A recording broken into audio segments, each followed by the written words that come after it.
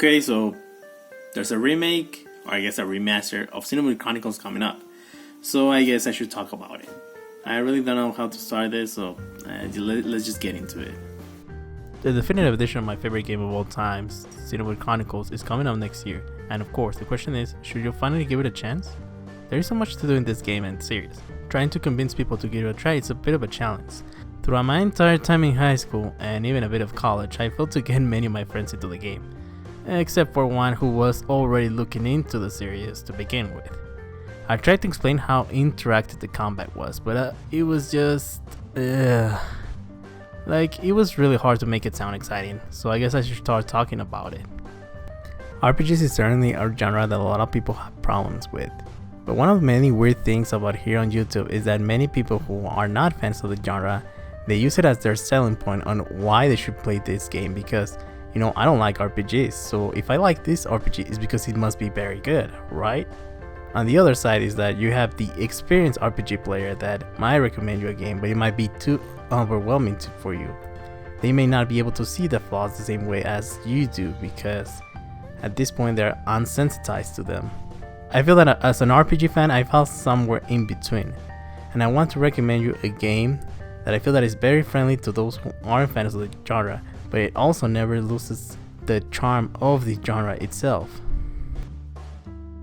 Xenoblade keeps many of the core aspects of an RPG in order to be good. An immersive world to explore, likable, deep, relatable, and influential characters, an amazing soundtrack, and while the presentation isn't amazing due to being on the Wii, it was still a pretty looking game due to its very good art direction. Customization isn't falling short. You got weapons and outfits to choose from. You even got an art set variety on how you want to play the game. Speaking of which, one of the main things that may be unconscious to some of the fans of the genre, but is definitely present, is how important it is for the story to be good than it is for the game to be fun. This tweet basically summarizes. It often seems like there's more of an emphasis on making a good spectacle out of the game rather than making a fun experience. Funny enough, Xenoblade X kinda suffers for this. Not having a great story as the first one had, it left quite a bit of people a little bit bitter about that. Even though I'm saying that, Xenoblade 1 does not actually put that aspect aside, just for the sake of storytelling.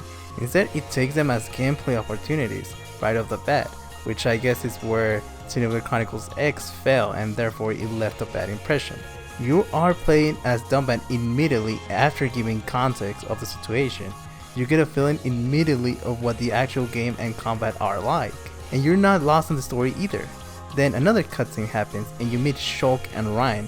While you walk down a linear path, when you get at the end of it, you realize that you're actually free. Yes, there are plenty of cutscenes, but you are not tied to story progression. Besides, they're skippable unlike other games, Sun and Moon, and most definitely you aren't lacking in tools in order to have fun with the game. Other games have you struggling and grinding until you get more party members and get further into the story in order to get to use the fun spells or moves, whatever, while you're stuck with tackle or your regular fight command. Now is the time to talk about the combat. First things first, no battle screen. You see an enemy, you get your sword out and you fight. Do not get it twisted, Xenoblade is not an action game or a shooter with the RPG genre slapped into it. RPGs are about selecting the right move, in this case art, for the right situation. You always have a party of 3 members. You lead and your companions can do whatever your party is structured to do. Not exactly what you want, but whether it's a fast-paced all-out offense or fighting the long game in order to defeat bulky enemies, all with different archetypes: tank, healing, mix, mage, or in this case ether user, offensive support, all of them to supplement these styles. I really want to talk about this, is how you're not really able to, choose your party's moves. Only you, the one that you're leading with, which for the most part will be Shulk or whichever character you like. But even though you cannot directly control them, it kind of feels like you can, because they respond to your actions, to the course of action that you take with your arts, like attacking, inflicting an status, damage, or whatever. And instead of feeling like they're just puppets or just additional turns for you, because to me that's essentially what it is, right? Yeah, you have multiple party members, but it really just feels like they're just additional turns for you, the player. And here it doesn't feel like that. It really feels like there's a sense of leadership and teamwork, which might sound cheesy, but it's true. It really feels like you're guiding your team, towards victory, which each opponent, as short or as long as the fight takes. And to me, that's really interesting because they're just computers, but it really feels like they're there for you. And you'll see, like, they'll pick you up when you're toppled, or even when you're knocked out, they'll help you when you're basically dead. You probably heard about Shulk Epic Backslash, which in Smash Bros. Is notorious for being situational as fuck, but does great damage when hitting in the back. Here is the same case, because your positioning matters, the timing, all of that matters. It is not limited from attacking from a specific size of the enemy though. It could also add up after inflicting specific statuses, or doing specific art combos, all which get powered up by the satisfying chain attack. If you were expecting to simply press buttons until the enemy dies, I'm very sorry to disappoint. But every choice you make with each art is relevant in order to defeat powerful enemies. This makes battles more engaging as things as keeping your distance matter. Sometimes you're gonna find yourself running away from battles, but instead of leaving it to luck, you're gonna have to earn your escape. And of course, the tougher the enemy, the tougher it gets. Tutorials are very well implemented too, but look out for them since they can totally fly over your head. Luckily, you can look through them at any time, which leads into my next point. If you miss the tutorial, it's not a big deal because you can always find it on the menu. The game did not punish you for pressing buttons during text by not letting you see it later. It's a small touch, but it speaks greatly about this game. Let me give you a scenario. You spend your Saturday or your day off playing an RPG and you do insane progression. You do lots of grinding, and for what? To lose to some random element that was introduced or some insane boss that ultimately lead to your defeat, and will finally punish you for turning the game off without actually doing so with the infamous game over. What I'm talking about is not autosaves, is that you're only given as many chances. With obstacles you have yet to overcome. Sure, this aspect is mostly prominent when games were making the transition from arcade to home console. It is still present in some genres like RPGs and platformers. But in platformers it isn't as frustrating since there are less tedious ways to work around them, and are typically easier games in general. In Mega Man you can at the very least decide to fight a different boss until you feel ready to finally face the one that defeated you earlier. So feel free to die as much as possible. You have infinite continues.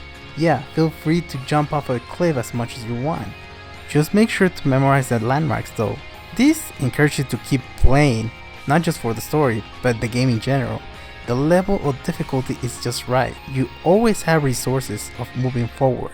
It is not hand-holding, it is simply removing elements that will otherwise have you grinding or looking up stuff online, which means more time playing the game. Something I forgot to mention about the combat is how you do not have to buy potions, because your health will always replenish afterwards, again keeping you playing the game.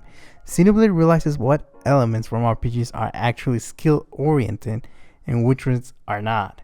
Many RPG fans have come to accept that's just the way RPGs are, but that doesn't mean it really has to stay that way. Just because the experienced player has come to accept something doesn't mean it has to stay.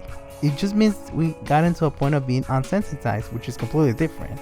The game does not remove the grinding aspect, it will always be part of this genre. But with all these factors added in, it will make it a much more smaller pill to swallow. You may be wondering why I'm not talking about very popular aspects of the game, such as the amazing story and the incredible soundtrack, which, yeah, I absolutely love the soundtrack. I love the story and the characters. But I don't really feel that these are selling points to somebody who doesn't like the genre. And this is why I'm not really bringing them up. And it is something that they're gonna find out by themselves anyways. And it's something that has been said by many reviewers, so I'm not really adding anything to, trying to shield this game. One of the things that I feel that makes Xenoblade really special is the fact that I feel like you never stop learning about the game. The game has endless amount of content. In your first playthrough, you will naturally play with weak optimization, struggle due to lack of knowledge. But in your next playthrough, it will be much more fun even though you already know what to do. You loved the soundtrack the first time around? Well, this time you will start noticing more tracks that you didn't pay attention much before because they didn't repeat themselves as often, if at all. Now you beat higher level enemies faster. Now you know how to invest on your Rs, how to use your party members effectively, how to minimize grinding. And the story, as good as it is, you can now skip it. You feel more comfortable on doing what is next, taking quests, unlocking the skill trees. And even though I said you could skip the story, now you can appreciate it more once again, even more so now. Or you can do heart to hearts to get to know those characters you've grown to love throughout the story even more. It is amazing how the flaws of the game really become apparent once you really dip into it. Like how some quests are really hard to find, how Nightbeat getting through the quest log can be a bit tedious, or how Topple locking ultimately becomes the over-centralizing go-to strategy. I want people to understand that even though it's an RPG and it's story heavy, it's still a game and a very fun game. It never loses the sight of that, which is what a lot of games, not just RPGs, have completely done. They just get immersed in storytelling. And many reviewers and many gamers are guilty of just giving them 10 out of 10s for just having a good story. And to me, that is the wrong direction. And I'm sure that to many people is. So I just wanted to make that clear. Xenoblade is a pretty damn good game. It is not the best game at everything, nor is it the most innovating game or an industry-changing game. It is just too young for that, unfortunately. But it does everything right, or almost everything right. A great story, great characters, an amazing soundtrack. In general, it has a high level of quality in almost every aspect except graphics. And honestly, not a big deal. Consider that you will never feel like you're looking at an ugly game. Even then, that is about to end. It never loses sight of what it's supposed to be and what it is, a game, and a very fun one, and one that you must definitely try right now, or when the Switch version comes out in 2020.